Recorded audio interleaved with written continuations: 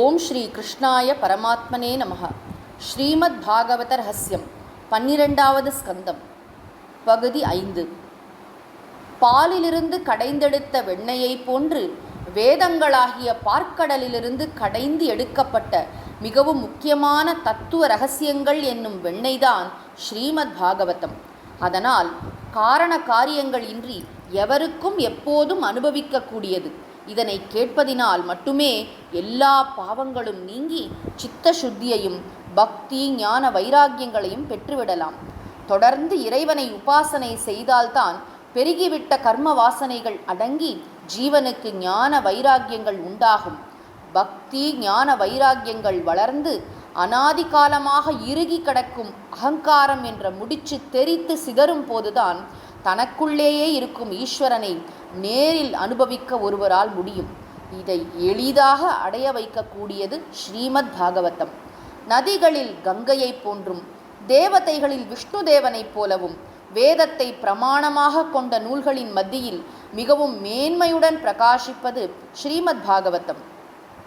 எந்த ஒரு சபையில் பாகவதம் போய் சேரவில்லையோ அதுவரையில்தான் பிற நூல்களுக்கு அங்கு மதிப்பும் மரியாதையும் கிடைக்கிறது. அமிர்த பானம் அருந்திய ஒருவருக்கு மற்றவைகளால் எவ்வாறு திருப்தி ஏற்படுவதில்லையோ அதுபோல பாகவத அமிர்த பானம் அருந்தி அதிலேயே ஆழ்ந்துவிட்ட ஒருவருக்கு வேறு எதிலும் மனம் செல்லுவதே இல்லை. 18,000 ஸ்லோகங்களையும் 335 அதிகாரங்களையும் அத்தியாயங்களையும் 12 ஸ்கந்தங்களையும் தனது கரச்சரணங்களாக கொண்டு மற்ற அவயவங்களுடனும் நம் முன்னே பிரத்யக்ஷமாக தோன்றும் ஸ்ரீ கிருஷ்ணனுடைய உருவமே ஸ்ரீமத் பாகவதம். அதனால் ஸ்ரீமத் பாகவத மகாபுராணம் என்னும் நூலை காண்பதும் தொடுவதும் கேட்பதும் மனனம் செய்வதும் தானம் கொடுப்பதும் வாங்குவதும் ஆகிய எந்த ஒரு காரியத்தையும் பக்தியோடு செய்தால் அது ஸ்ரீ கிருஷ்ணனை அனுபவிப்பதாகவே ஆகும். ஸ்ரீகிருஷ்ணனும் பாகவதமும் இரண்டல்ல என்பதால் பாகவத தரிசனம் ஸ்ரீ கிருஷ்ண தரிசனமே ஆகும். பாகவதத்தை அனுபவித்தல் என்பது ஸ்ரீ கிருஷ்ணனை அனுபவித்தலே ஆகும்.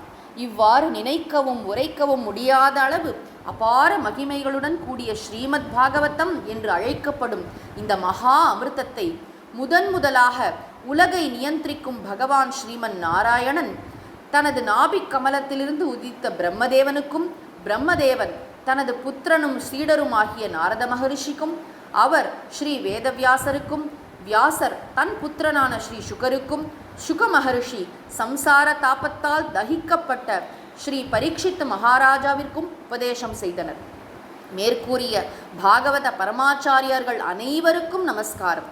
இவர்கள் கூறியதையே லோமஹர்ஷனரின் புத்திரரும் வியாச மகரிஷியின் சீடருமான சூதர், சௌனகர் முதலிய ரிஷிகள் மூலம் உலகெங்கும் பரவச் செய்தார். அவருக்கு நமஸ்காரம். ஒவ்வொரு ஜன்மத்திலும் ஜீவனை பகவானிடம் கூடுதல் நெருக்கமாக கூட்டிக்கொண்டே செல்லும் பிரேமஸ்வரூபிணியான பக்தி இந்த பாகவதத்தின் மூலம் ஒவ்வொருவருக்கும் கைகூட வேண்டும்.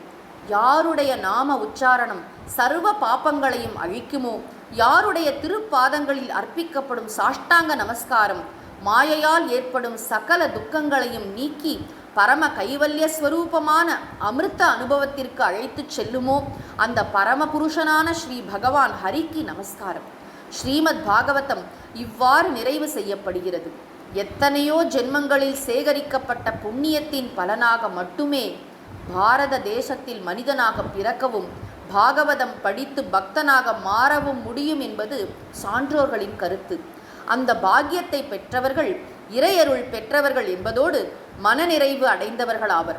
ஸ்ரீ பகவானின் மகிமைகளே உருவான ஸ்ரீமத் பாகவத மகா புராணத்தை பாகவத ரகசியம் என்ற இந்த புதிய நூல் வாயிலாக எழுதிய காரணத்தால் இந்த நூலின் ஆசிரியரும் மனநிறைவு பெறட்டும். ஓம் சாந்தி சாந்தி சாந்தி. ஓம் ஸ்ரீ கிருஷ்ணாய பரமாத்மனே நமஹ.